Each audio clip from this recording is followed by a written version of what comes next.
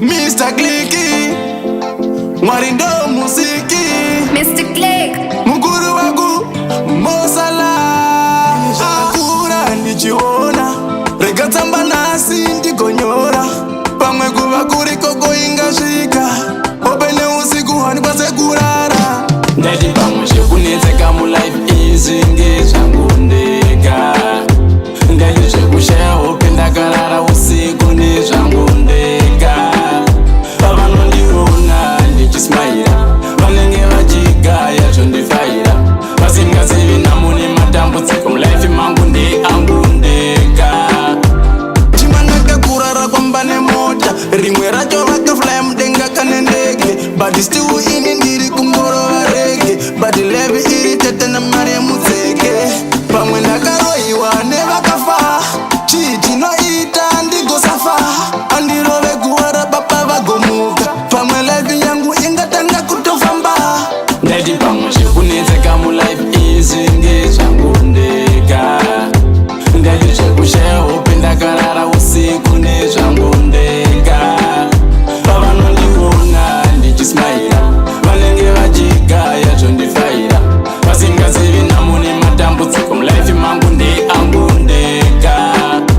opo nzvimbo dzandafamba vamwe vangu vakuti enda kunoromba but inini handidi kubata kamushonga ndonamata kuna mwari ndakasimba ini zvandakura ndichiona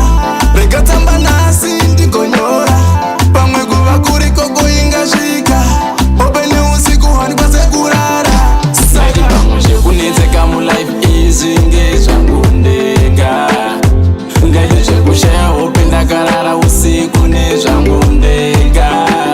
pavanondiona ndichismaira vanenge vachigaya zvondifaira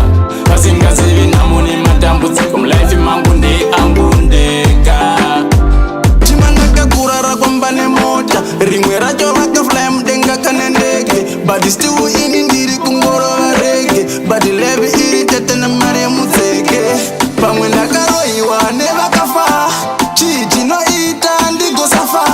andirove kuwara baba vagomuka pamwe life yangu ingatanga kutofamba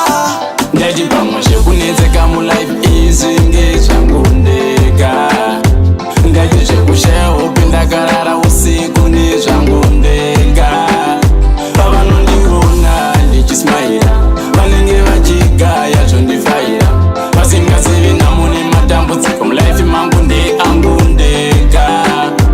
ndati pamwe zvekunetseka mulife izi ngezvangu ndega ndati zvekushaya hope ndakarara usiku nezvangu ndega pavanondiona ndichismaira vanenge vachigaya zvondifaira vasingazivi nhamo nematambudziko mulife mangu ndeangu ndega.